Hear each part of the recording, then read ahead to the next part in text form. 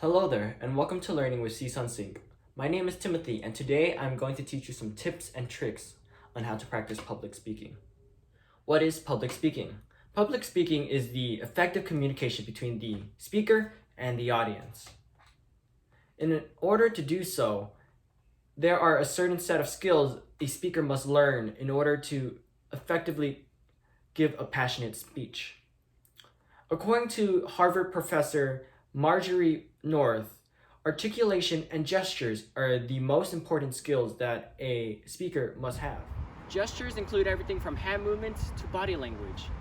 So the first step you want to do is to let your audience know that you are confident in your speech by showing them strong body language. So stand with your head up high and stand straight. Second step you want to use.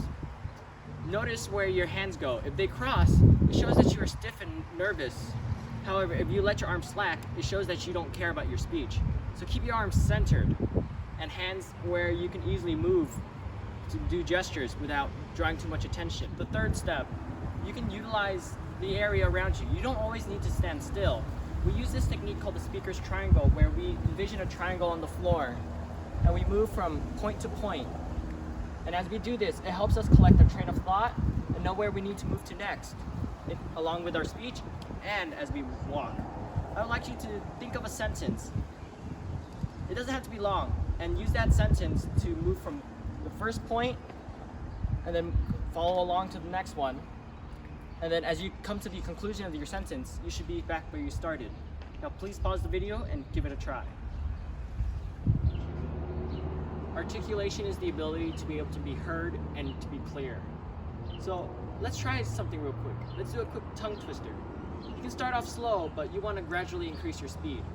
Sally sells seashells on the seashore. Sally sells seashells on the seashore. Sally sells seashells on the seashore. The reason why we do tongue twisters is, aside from helping articulate our words, it helps the tongue and the jaw be positioned in a correct manner. Now, it all comes down to practicing your speech. There are two ways I recommend that you practice. The first one, record yourself and then rewatch it. The second one is to practice in front of your friends. You get to choose whichever one works for you. When you are recording and rewatching yourself, remember to look out for mistakes that you catch. A couple of mistakes may be the use of filler words, which are the uhs, the ahs, and the likes. A lot of people use these to fill in the silence because they don't think that the silence is good. Silence is okay in a speech. You do not always need to be talking. Also, keep an eye out for what your body language and gestures are. If you notice yourself not doing too many gestures, you can always just add a couple. Make sure that they are added in specific areas where they are needed. Don't just add them to add them.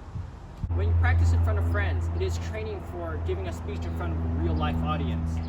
Except this audience here is to give you feedback so that you can know what your mistakes are and improve upon it before you give your real speech. Now, I hope these tips and tricks were useful for you, and I look forward to seeing you in the next video. Bye!